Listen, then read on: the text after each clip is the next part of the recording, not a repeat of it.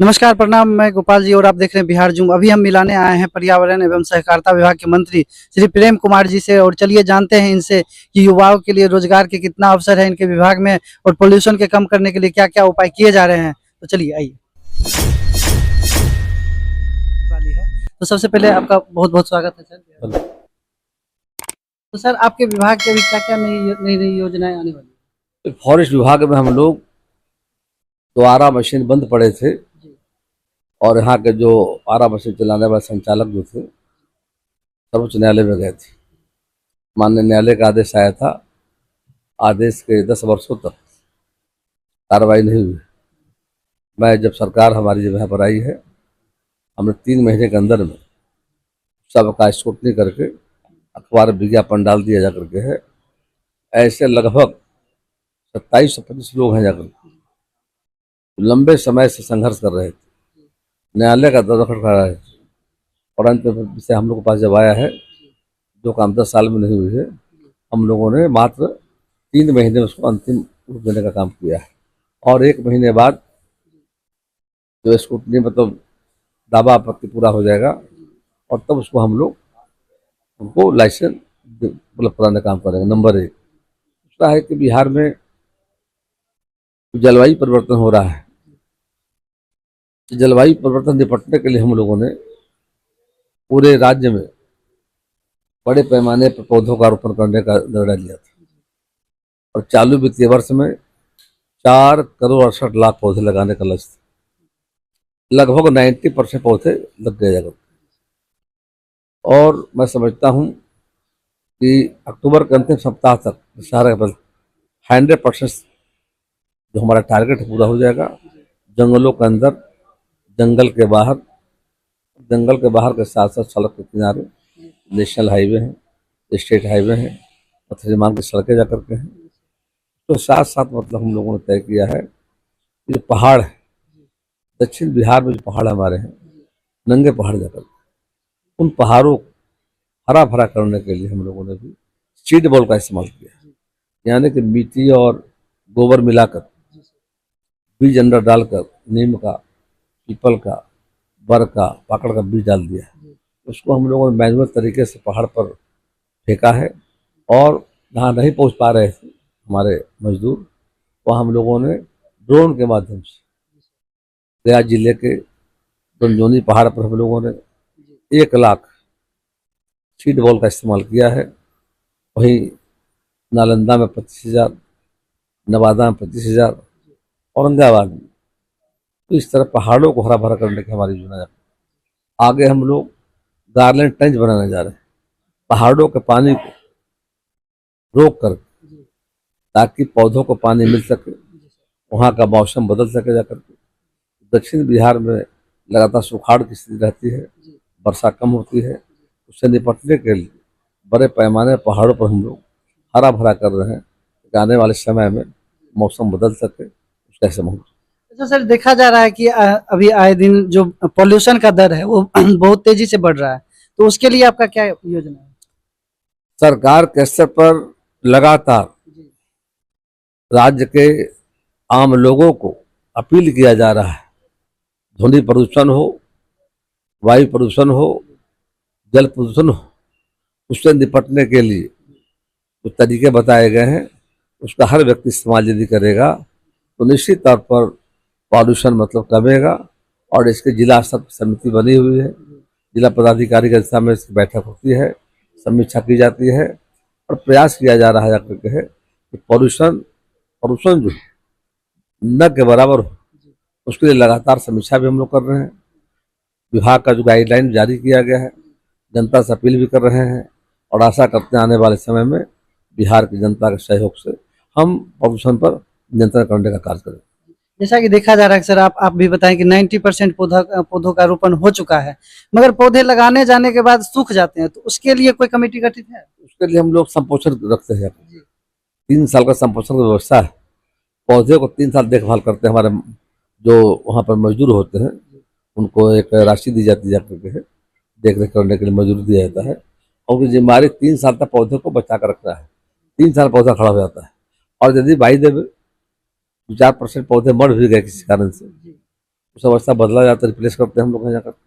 और लगातार जो पौधे लगाते हैं उसकी निगरानी की जा रही है, उसको लगातार विभाग के लोग नज़र रखे हुए जाकर के हैं, कहीं मरा तो रिप्लेस की, अन्यथा 3 साल के अंदर पौधे खड़े हुए। आपके विभाग में अभी कोई युवाओं के लिए रोजगार के लिए कोई वैकेंसी आने वाली है?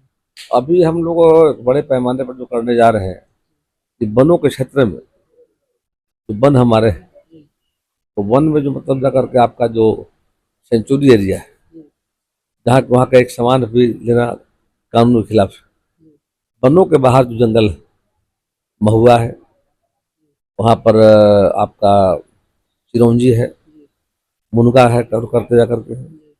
वहाँ पर मतलब कई तरह का ऐसी चीज़ है जाकर के, जो औला है, तो प्राकृतिक तरीके से प्राप्त हमको हो रहा है, उसको हम लोग प्रोसेसिंग करने का प्लान कर रहे हैं, ताकि रोजगार का अवसर पैदा हो जाकर जंगलों में रहने वाले लोग, जंगल के बाहर रहने वाले लोग मधुमक्खी पालन, मशरूम का कर रहे हैं जाकर के, लेमन ग्रास की खेती का बढ़ावा देने का काम किया जा रहा है, और उनको हम ट्रेनिंग दे करके आने वाले समय में ग्रामीण क्षेत्र में रहने वाले लोग हैं उनको आत्मनिर्भर बनाने की दिशा में विभाग काम कर रहा है।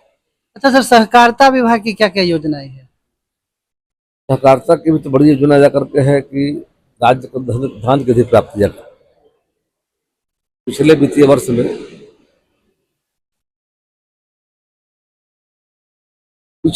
वर्ष में 45 लाख मैट्रिक टन का लक्ष्य हमारा था। उस समय 30 लाख मैट्रिक टन हम धान के प्राप्त कर पाया जाकर। अब गैप कारण पता लग गया, गैप क्यों रहा इतना जाकर, जानकारी मिली कि बाजार में अच्छा उनको मूल्य किसानों को मिल रहा था। एमएसपी हमारा है, न्यूनतम समर्थन मूल्य, और भारत सरकार तय करती है, और सरकारें देखती है किसानों को नुकसान नहीं हो, एमएसपी के नीचे लोग नहीं आ पाए किसान जाकर। एमएसपी सपोर्ट, मदद भारत सरकार का जाकर। अब देखते बाजार में कई परिस्थितियों में दाम घटते बढ़ते रहते हैं। इस बार किसानों को अच्छा दाम मिल गया, फायदे हुए जाकर। उसका वजह था कि बगल का जो राज्य है जाकर, उधर अपना जो झारखंड है, छत्तीसगढ़ है, मध्य प्रदेश, वो बोनस दिया गया, और यह बोनस हम नहीं दे रहे हैं, तो उसका असर पड़ा जाकर। समीक्षा हम कर रहे हैं कि आने वाले समय में बिहार के किसानों में जो धान यदि प्राप्ति का विषय जो है, हम पूरा लक्ष्य प्राप्त करने में जो आवश्यकताएं होगी उस कदम को बढ़ा हम उस पर निर्णय लेंगे जाकर के, तो किसानों को बाहर बेचने की जरूरत नहीं पड़े।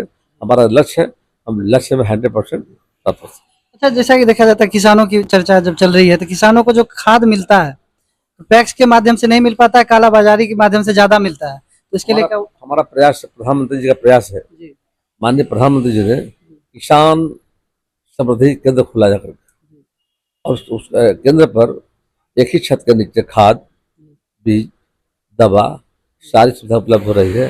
सारे पैक्सों को कहा गया है, बहुत सा पैक्सों ने अपनाया है, आगे प्रयास हमारा होगा सभी पैक आच्छादित हो जाएं, ताकि किसानों को कहीं जाना नहीं पड़े, पैक्स के माध्यम से ही सारी सुविधा उन्हें मिल सके।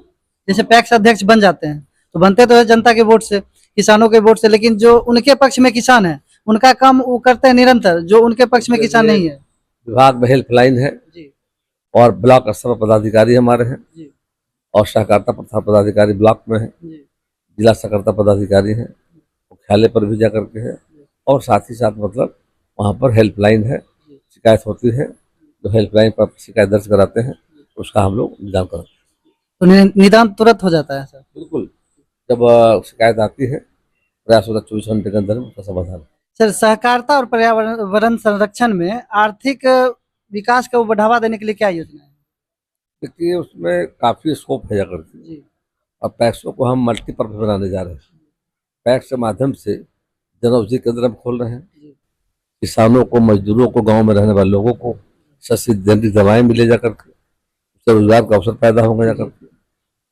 पंचायतों में डीजल पेट्रोल आउटलेट खोलने जा रहे हैं जाकर के, उससे रोजगार का अवसर लोगों को मिलेंगे जाकर के।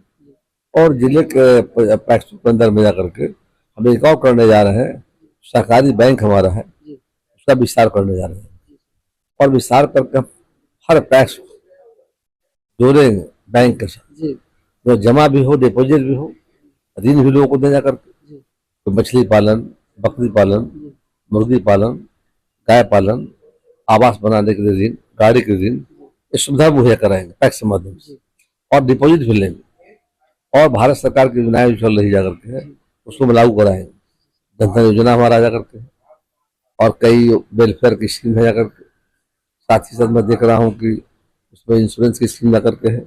ये सारी चीजों को मल्टीपर्पज बना करके भारत सरकार की सोच जा करके लागू कराएंगे।